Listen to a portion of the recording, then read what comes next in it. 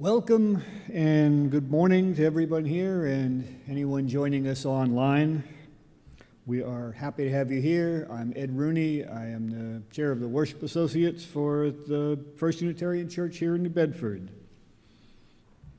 We are a people creating beloved community here in this church. We believe in practicing and promoting the UU values of justice, equity, transformation, pluralism, interdependence, and generosity in this congregation, and that those values always spring from love at the center, and that guides us all. We're people of purpose in the church.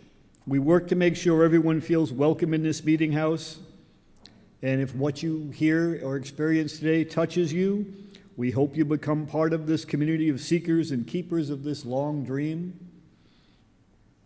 The First Unitarian Church in New Bedford recognizes that the land we inhabit and enjoy sits on the unceded ancestral lands of the Wampanoag.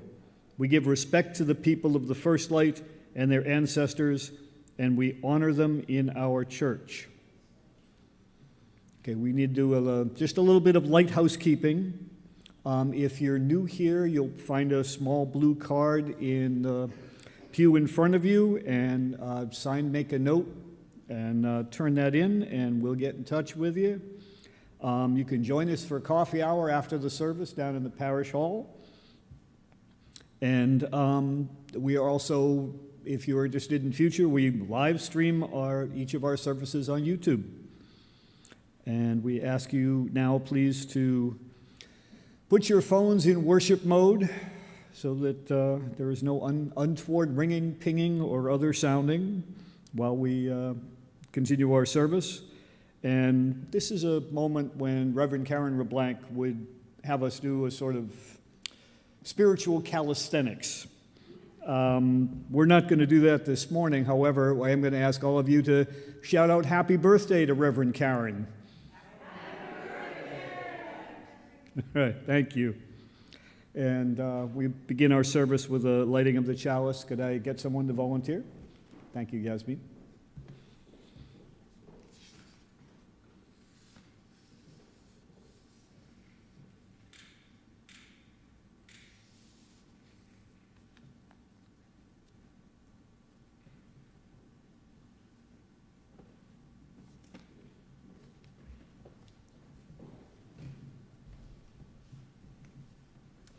Good morning. It's nice to be back. It's nice to see you all. My opening words this morning are called Small Kindness by Danusha Lameris. I've been thinking about the way when you walk down a crowded aisle, people pull in their legs to let you by, or how strangers still say, "Bless you," when someone sneezes, a leftover from the bubonic plague. Don't die, we're saying. And sometimes when you spill lemons from your grocery bag, someone else will help you pick them up. Mostly, we don't want to harm each other. We want to be handed our cup of coffee hot and to say thank you to the person handing it, to smile at them, and for them to smile back, for the waitress to call us honey when she sets down the bowl of clam chowder, and for the driver in the red pickup truck to let us pass. We have so little of each other now, so far from tribe and fire, only these brief moments of exchange. What if they are the true dwelling of the holy? These fleeting temples we make together when we say, "Here, have my seat. Go ahead, you first. I like your hat." The words of Danusha, Lameris. Now, please rise in body or in spirit as we sing our opening hymn, my favorite, "Morning Has Broken."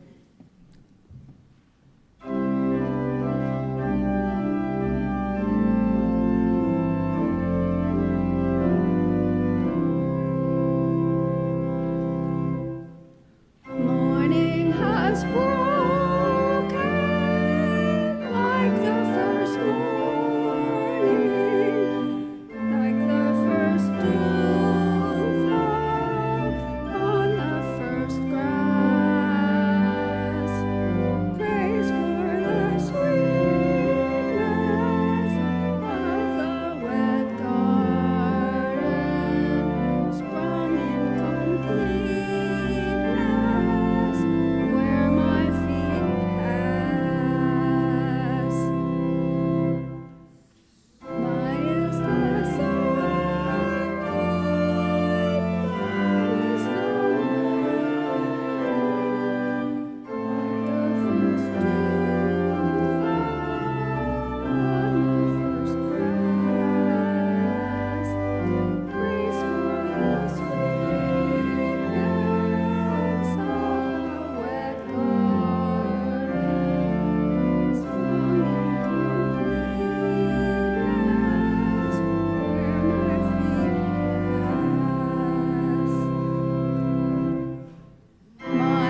the sunlight, mine is the morning, born of the one life, Eden saw play.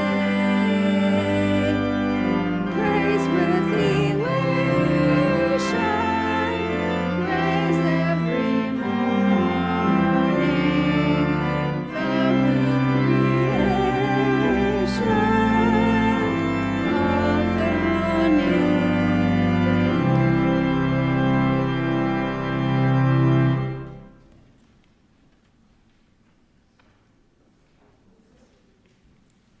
If you'd take time to greet one another this morning, give us all a good morning.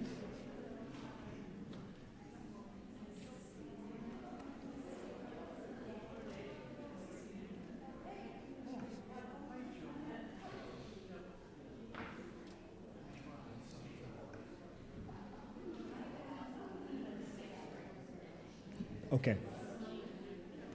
Okay, cool.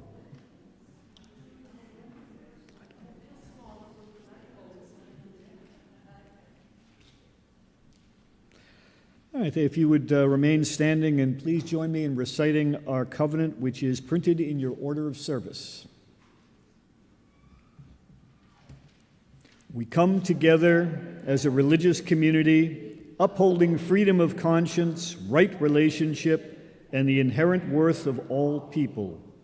We value our diversity and pledge to care for one another in the spirit of compassion, to speak and listen to each other with respect, and to promote justice and kindness in the world.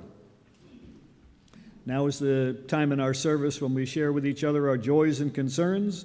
If you have something you'd like to share, please come forward, tell us your name, and very briefly, tell us what you'd like to share.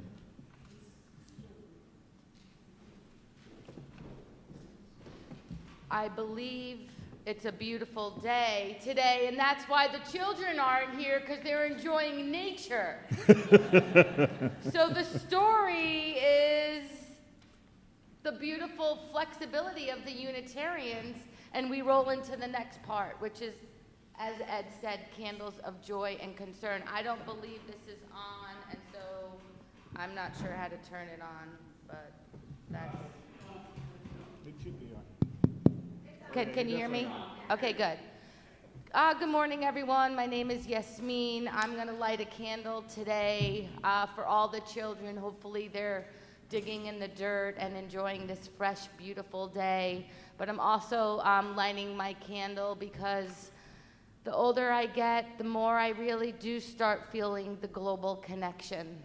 I always just thought it was just me and my world, but now I'm like, I know we're the interdependent web of life, so I'm lighting this candle for the children all over the world in hopes that they can find peace.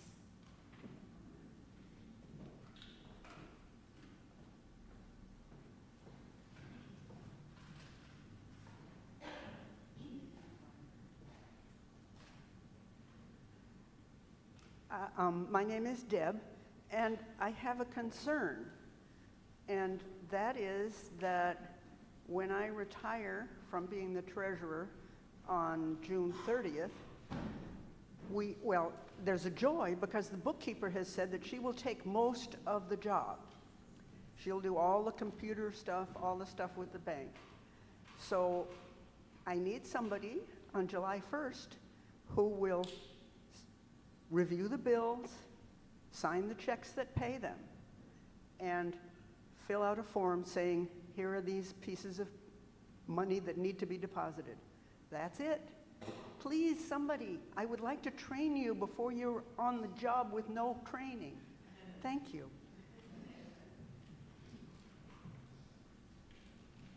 And we have one sort of church-wide joy to share. During the New Bedford Film Festival this weekend, there was a section of the festival called the New Bedford 48, in which the various filmmakers were given 48 hours to a location, 48 hours to write a script, film it, edit it, and turn it in. And the church was used as one of those settings for one of the folks that won an award. And they were supposed to be here, but they're giving us their award for the use. They're thanking us for the use of the church. So that is a joy for us.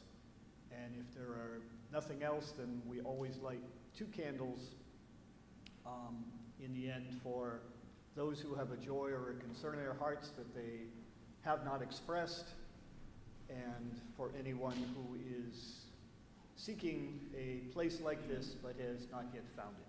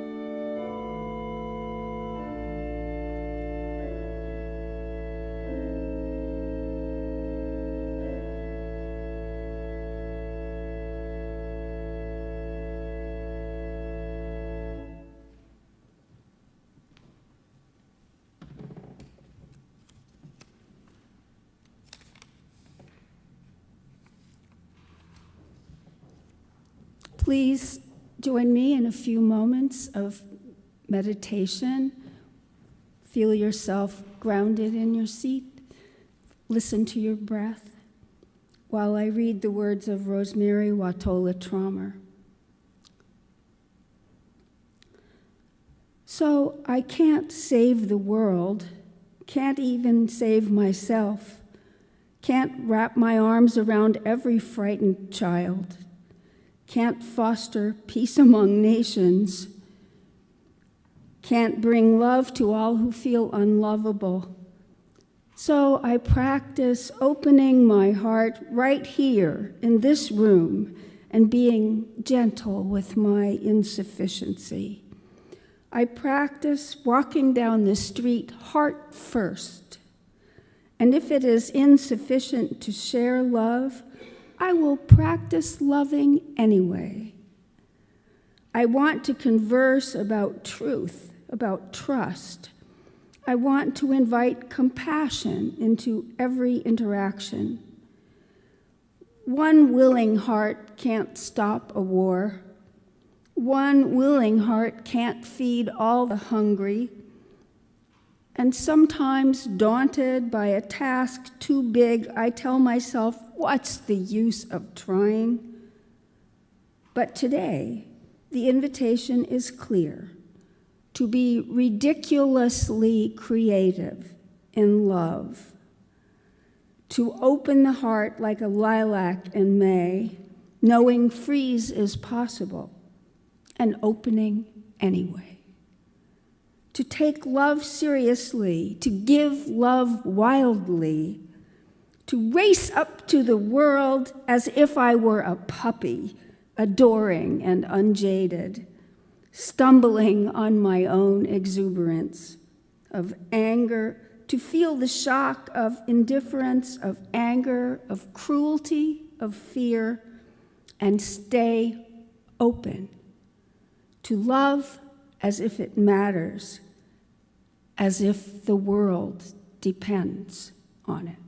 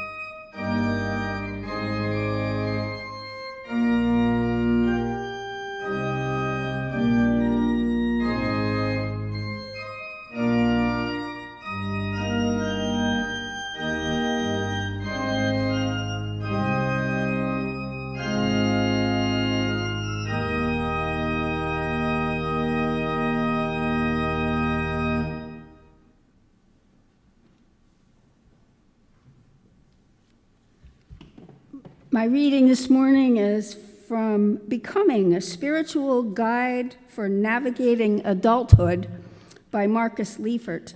It's entitled The Grout. The Unitarian Universalist congregation where I served as an intern made a mosaic, Tree of Life, the summer before I arrived. Congregants of all ages came together to craft the tree's leaves using bits and pieces of broken ceramics, jewelry, glass, and stone. There are many precious personal items on the tree, including fragments of the Berlin Wall, a father's watch face, pieces of great-grandmother's china, and a key to the front door of a loved home. Like the members of the community that brought them together, each part is imbued with memories and meaning. Each fragment holds a piece of truth. Unitarian Universalists are mosaic makers. We are a people who bring together the broken pieces of our histories and the shining pieces of our seeking, and piece by piece create a mosaic religion. Our tree of life is found in the stories of our living tradition. The bead from a transformational moment of worship at a youth conference. The bit of paper stamped with the blazing emblem of the UU Service Committee that saved lives during World War II. The button or patch on a backpack that proudly proclaims the first justice issue that set our souls on fire. But our mosaic making tells another story too, one that is often more difficult to see, one that is essential to the purpose of religious community, one that lies not in the beautiful and broken bits and pieces, but in the grout. Grout, the chalky, gritty stuff that is squeezed between the cracks of tiles. In a mosaic, the grout holds the image together, unifying disparate pieces into a whole. The grout of a community takes years to lay and settle.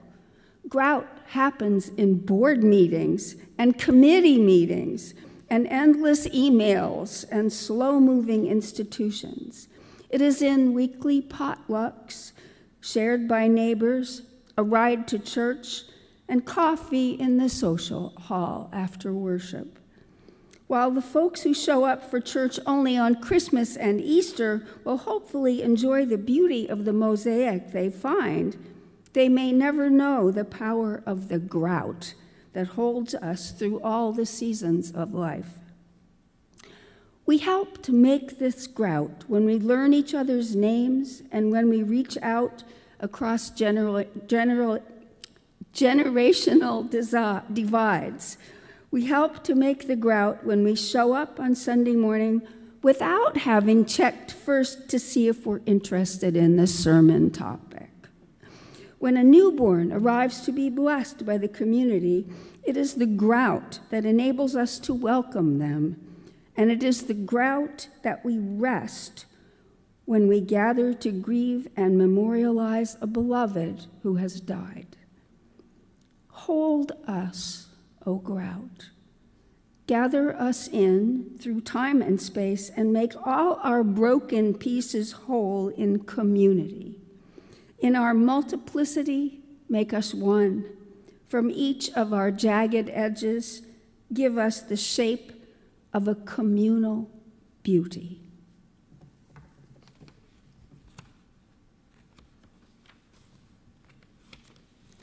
Now let's rise in body or in spirit and raise our voices to sing hymn number 131 in the gray hymnal, Love Will Guide Us.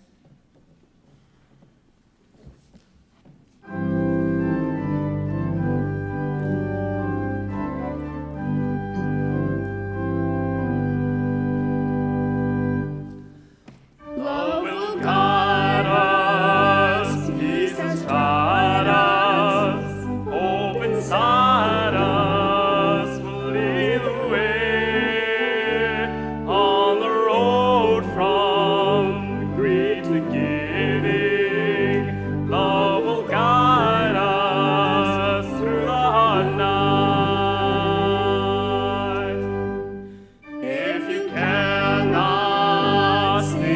like angels. If you cannot speak before thousands, you can give from deep within you.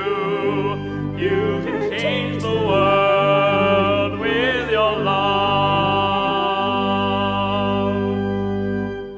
Love will guide us, peace has taught us, hope inside us, lead the way on the road from greed to giving. Love will guide us through the hard night.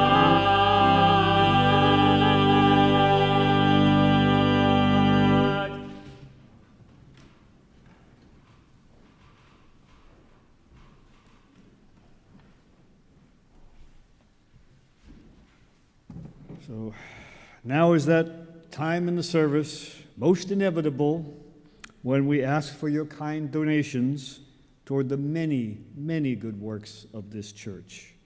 And I need to correct one small oversight from earlier this morning. I failed to introduce our guest minister, Reverend Valarie White. That done, please, as, donations, please. Sorry.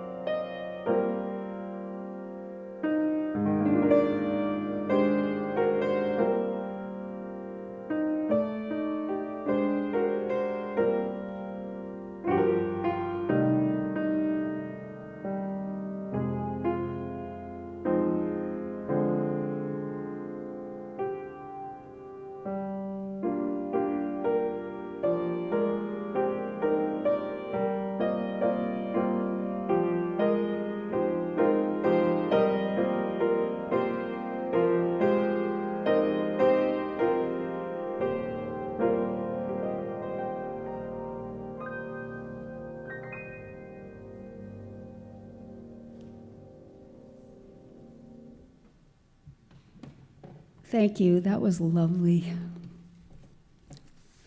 Okay, there's 3 things you need to know about me before I plunge into this very meaty sermon. One of them is that I'm a humanist, and another one is that I'm a sober alcoholic, and the other one is that I'm polyamorous. Now, polyamory is a coined word that means basically that you don't have to stop loving one person when you start loving another one, any more than you stop loving your firstborn when your second child comes along. All right. My parents were atheists. I grew up in suburban Indianapolis and suburban Chicago. And in those days, in the 50s, I'm old, there were spaces on forms you had to fill out for school that said religious preference. And in those days, it wasn't really safe to say you didn't believe in God, because atheist communist was one word like damn Yankee. So I learned to spell non-denominational at a very early age. So when I got ready to go to college, I wasn't really happy with that to use on the college forms. It made me sound like some sort of unaffiliated Christian, which I certainly wasn't. And I said to my mother, what am I going to put on these forms? And she said, well, I've been seeing these ads in the Chicago papers. Are you a Unitarian without knowing it? And it sounds to me as though the Unitarians think about as much the way we do as anybody could. Why don't you put Unitarian? This despite the fact that none of us had ever set foot in a UU congregation.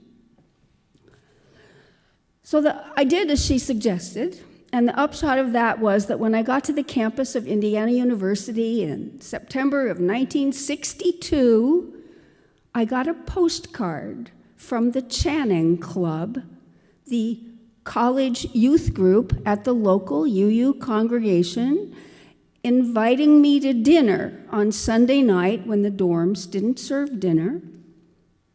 Free food being a great inducement for college students, and anyone else for that matter, I went. And for the first time in my life, found myself in a room full of people who thought like me and weren't related to me. I wrote home with such enthusiasm about this wonderful thing that I had found that my parents in the Chicago suburbs went church shopping and landed on the Unitarian Church of Hinsdale, Illinois, then led by a humanist minister named Sundar Joshi, and stayed members of that or another UU congregation for the rest of their lives. My 5 years younger brother attended About Your Sexuality classes at the RE program at the Unitarian Church of Hinsdale. That's the precursor to Our Whole Lives, as I'm sure you know. So my parents were actually General Assembly delegates in 1969 at the Black Affairs controversy in Boston. So that was pretty effective advertising dollars, I would say. And obviously you can see I've been a UU ever since. Actually, there was a time when I considered UU ministry as a career path, but the trouble is I have what's called prosopagnosia, also known as face blindness, which means like somebody with dyslexia can learn to read, it takes longer, and I can learn to recognize people, but it's not instantaneous. And I didn't think that being a UU minister who couldn't recognize her parishioners in the grocery store was a very appropriate career path. I know when I was married to a UU minister, I used to stand at the back of the sanctuary with him at the end of the service, and we'd greet people as they were leaving, and I would say, "Who was that?" And he would say, "That's Mr. Jones. We had dinner at his house last night." Well, UU congregation is a place where you come to get your answers questioned. And I've been a member of the UU congregation in Sharon for ever since about 1996 when I moved there full time. And it is, and it remains for me a wonderful religious community, very supportive. I'm going to tell you a little bit more about that congregation because it's got stories worth telling. First off, my partner Ken, who is an astrophysicist and research professor at Tufts, was teaching a course in astronomy for poets when he got from NASA some moon rocks, which the astronauts had brought back from one of the Apollo missions. Now, they come in a lucite disk, so you're not actually touching the moon rocks, but you can look at them and hold them. And one of NASA's rules about when you borrow the moon rocks for academic purposes is you have to make them as widely available to the public as you can. And if they're not in your personal possession, you have to put them in the evidence locker at the local police station. So one of the things that Ken did to more widely display the moon rocks was to arrange to bring them to church and show them during religious education classes and at coffee hour. And at that time, Sharon actually had a local newspaper. And the newspaper had mentioned that this was happening at the Unitarian Church. So a couple named Ken and Jean, different Ken, came to church with their 2 kids that Sunday in order to see the moon rocks, even though they had never been there before. They never left. Since then, at least 5 different families have come to the Unitarian Church of Sharon because Jean invited them. One of them is a Ukrainian alto who sings in the choir. Another is a woman named Rumni Saha, who has completed her education for the UU ministry, been accepted into preliminary fellowship, and will be ordained at Wellesley, where she is currently the Hindu and UU chaplain, by our congregation. So those moon rocks really reached out. We are a welcoming congregation. We fly a rainbow flag. We have a Black Lives Matter banner over our roadside pulpit. We have approximately 13 lesbian families and no gay men. I don't know why that is. But we have at least 5 young people who have announced their transition to transgender status in the congregation. We have at least one man who voted for President Trump. And he came to a worship committee meeting at a time when I was the chair to complain that the minister had said some anti-Trump things from the pulpit. And we made a concerted effort at that meeting to make him understand about freedom of the pulpit and to encourage him that if he wanted to speak from the pulpit, he too would have freedom of the pulpit. And you know what? He's still there too.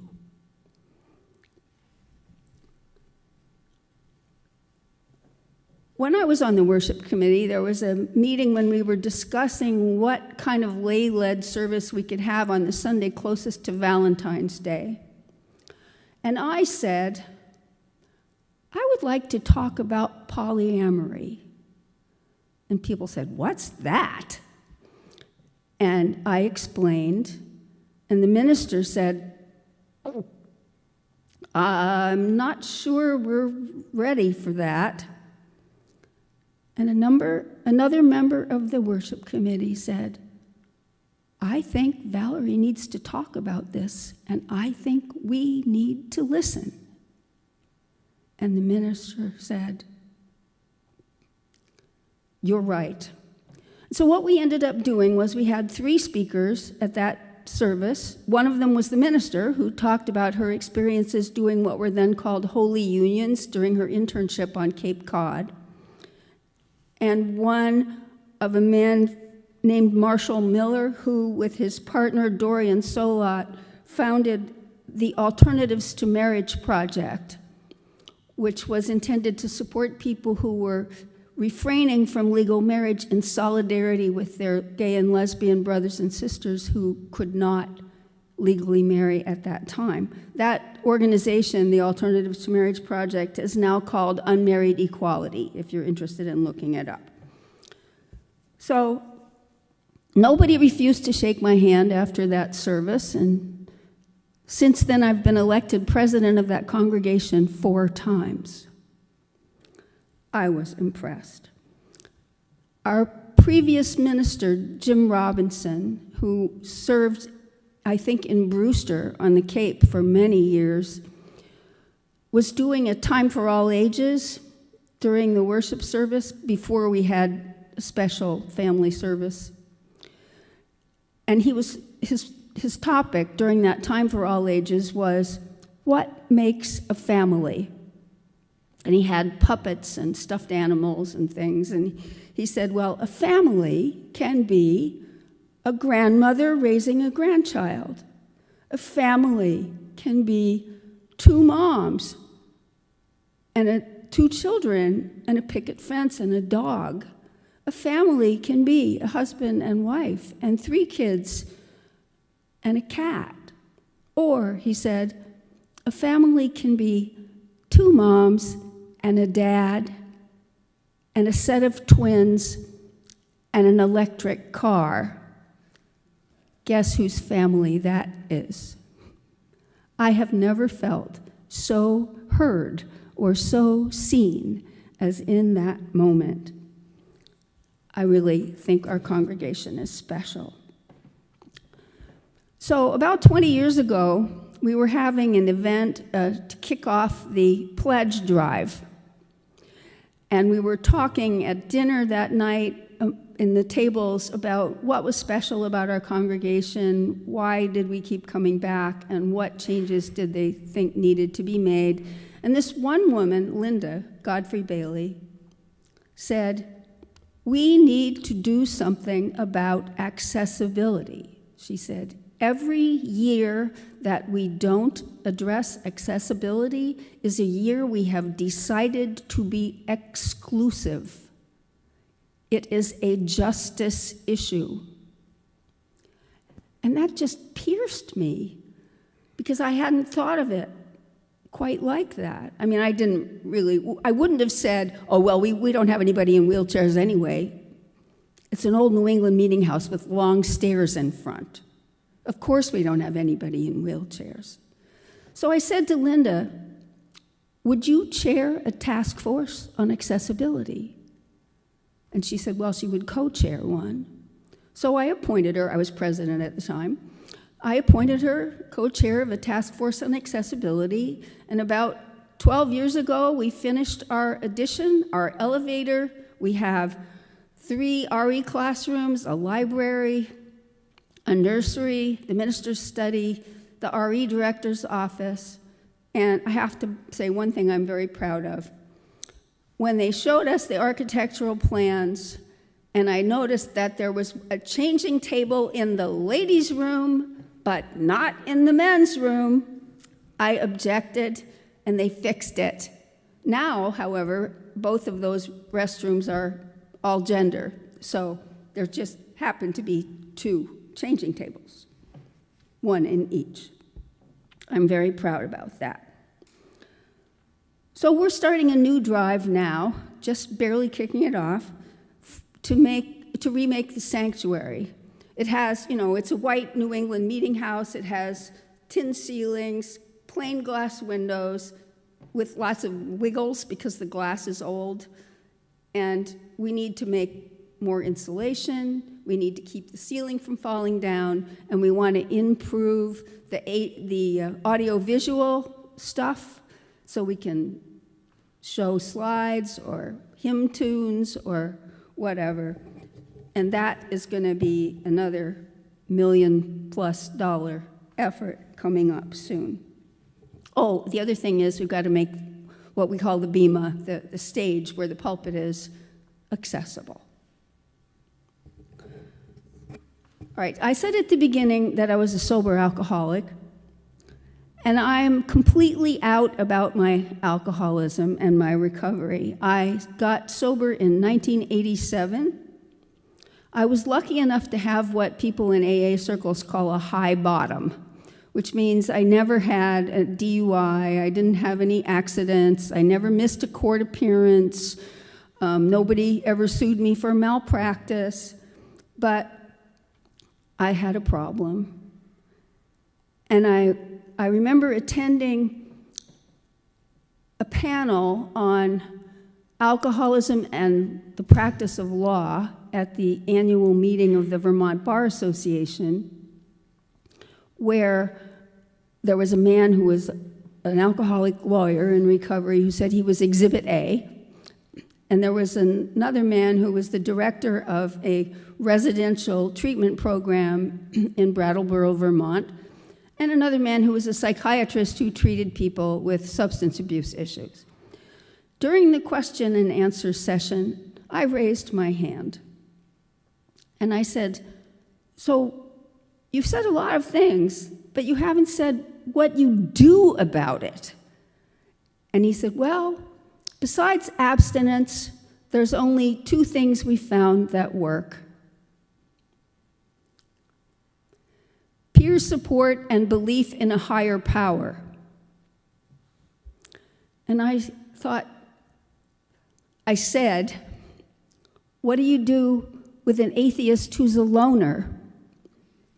And he said, "Wait till they're not."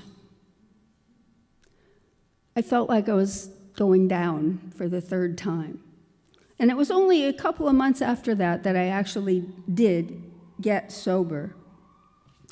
I was also about that same time the plaintiff in a church-state separation action brought by the Vermont ACLU to stop the display of a lighted cross on the Christmas tree on the courthouse lawn in the county where I practiced. And a lot of people took that to mean that I was anti-Christian or anti-religion. So I was at an AA meeting. I went to a few at the beginning of my sobriety. And at that time, AA meetings in Vermont, at least, closed with a joint recital of the Lord's Prayer. So we're standing in a circle holding hands, and the leader of the meeting looked directly across the circle at me and said, "Valarie, would you lead us in the Lord's Prayer?" And I sort of stood there with my mouth open. If I'd had my wits about me, I would have said, "I'll pass," but I didn't think of it. And when he realized I wasn't going to start it, he started it himself, and everybody joined in. I heard people talking during the coffee after the AA meeting. "Did you hear what he did to her? Did you see that? She deserves that with this lawsuit she's bringing," and so forth. I don't think I ever went to another AA meeting after that, but I want to tell you I got a phone call from somebody I didn't know who hadn't been at that meeting but who had heard about it, who called me up to say, "Please don't let that interfere with your sobriety." And I was so grateful. So, for many years I wrote a column in the Secular Organizations for Sobriety newsletter. That's an organization sponsored by the Council for Secular Humanism for non-believing people in recovery. And one of the newsletter articles I happened to mention that I was a member of the Unitarian Church of Sharon. So one day at church, after choir practice, somebody came up to me in the coffee room and said, "There's somebody upstairs looking for you." So I went up to see what was going on, and there was this man, and I told him who I was, and he said, "Oh, I was looking for you." It turns out he was reading my column in the SOS newsletter. He lives in Foxborough, which is the next town over, and he came to church that Sunday to see if he could find me, to reach out to me. Well, later on, while I was president for one of my other terms, the man who was the chair of the Buildings and Grounds Committee had to resign as chair because he was been elected to the Board of Trustees. So I needed to find a new chair for the Buildings and Grounds Committee, and this guy, Jim, who had read my newsletter article, seemed to me to be kind of a handy guy, and he kept coming to church. So I asked him if he would take on the job of chairing the Buildings and Grounds Committee, and he said yes. And then he said, I guess I better join, huh? And later he became president. So,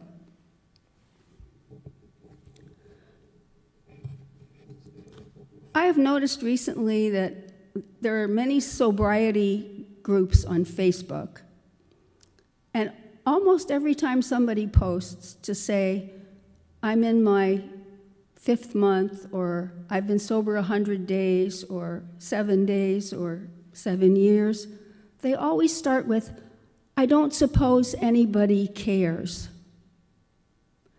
So that kind of attitude is why I am anti-anonymity about getting sober. Because if people can't see that you can do it and have a good life, they don't have the inspiration to be able to do it themselves. So what happened, more specifically, I was representing a guy in a custody case, and he had brought to testify a woman friend of his who was willing to say that he was a good father and ought to be able to spend a lot of time with his kids. And after I'd finished the prep, finding out what she was going to say, telling her how to cope with cross-examination and so forth, she said, I have to tell you something. I said, yes. She said, you saved my life. I said, I never met you before. Well, it turned out she was a student at the Vermont Law School. She had an alcohol problem and she knew it. Her dream of being admitted to the bar, she felt, was in serious danger if anyone knew that she had an alcohol problem. And eventually she shared this terror in tears with another lawyer who happened to be the district attorney in the county where I practiced. And that district attorney, because she knew that I was open to my clients and the courts and the other lawyers about my sobriety, told this woman about me. And she said that's the news that saved her life. I had one other person who told me I saved his life, and that was in a polyamory framework. I was on a telephone call, a group telephone call in the days before Zoom, and somebody said offhandedly, well, we all know that monogamy is the best way. And I said, well, there's hundreds of thousands of people in this country right now that are practicing ethical non-monogamy, polyamory. So a few days later, I got an email from one of the men who was on that call saying that he thought I had saved his life because he didn't know there was a name for what he felt. He didn't know there was anybody else who felt that way and that it had basically saved him. So I'm going to share some words with you now that aren't mine, but that I thought were appropriate. One, this is by a man named Peter Reynolds. He says, one of the most powerful things we can do is to notice another human, to see them, to connect, to know them better. Being noticed is a gift that changes lives. Many of the people who need that sense of belonging, to know that they matter, are often the quiet ones, silently struggling, sometimes wearing a happy mask. Reach out. Connect. It matters. And finally, from a man named Thomas Earthman, who lives in Texas and is studying for the UU ministry. You can find him on Facebook. Fiction lifts up people who do great things and tells us we should look for the call to adventure in our lives. It will not come for most of us. That doesn't mean that we cannot choose to be heroic or that what we do isn't impactful. We can do small things with love and care and have a larger long-term impact than many of those who make the news. Now, I'm not saying it isn't great to save a drowning puppy or snatch a child from the fateful grip of gravity. If you get the chance, you should help. But that also means stopping when you see someone in need, asking what you can do and making sure they're okay. It means saying yes to giving a friend a ride to the airport. Helping when you can includes cleaning up after a meal or helping carry in the groceries. The small things add up. Doing good in all the small ways can have a bigger impact, even if it is often literally unremarkable. So, reaching out. My life experience as a UU, as a polyamory activist, and a person in recovery contains many examples, some of which I've shared with you, of the benefit of reaching out. I have offered some of these in hopes your experience may be similar, both for the benefit of this beloved community and for any other causes you support. Blessed be, and keep reaching out. Our closing hymn is number 1023, Building Bridges in the Teal Hymnal. It's a round, and I think Randy's going to lead the left side of you in part 1, and you will lead the right side in part 2. Yes, if you have just Let's do just 2 parts. We'll go once through in unison, everybody, and then twice through as a round. Got it? I'll play it once through. Yep.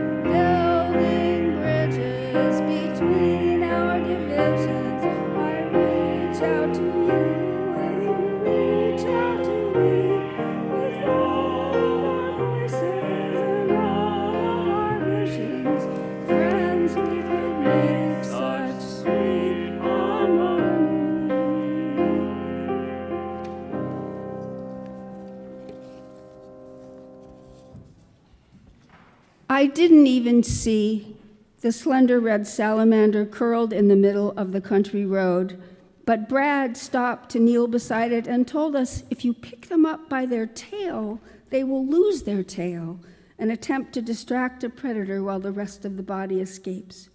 So tenderly, he brushed the small amphibian into his open palm, then gently placed it intact in the wet grass beside the road. If this day were a novel, I'd say the morning walk was foreshadowing. Everywhere we went, there were hands that opened in kindness to greet, to serve cake, to hug, to wave, as if everyone agreed it matters. The way we treat each other, how quickly we can fall apart when threatened, how easily sometimes we are saved.